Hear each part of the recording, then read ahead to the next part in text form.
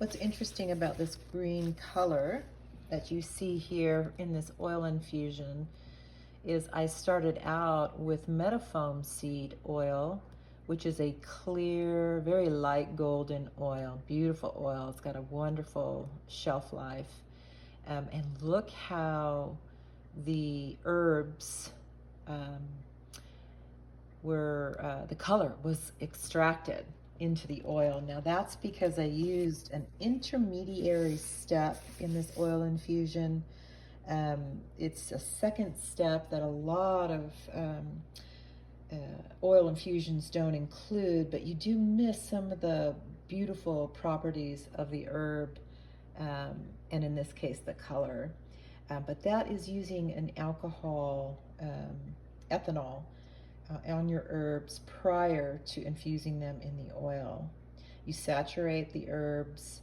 You don't soak the herbs, you just saturate them with some ethanol. And I like to use grain alcohol that's got a very high percentage of alcohol. That way there's very little water in it. And I will just lightly saturate the dry herbs. You always use dry herbs for oil infusions, and you just saturate those, and then kind of let that, the alcohol and any water that might be there evaporate out from the herbs prior to adding the oil.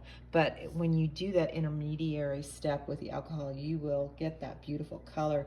And a lot of times if you don't do that, you won't get that color.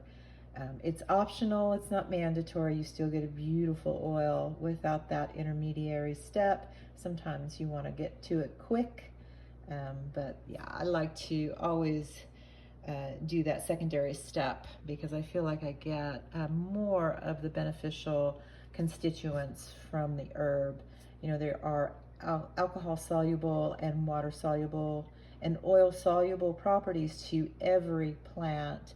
So when you include that intermediary step, you get more of those alcohol properties.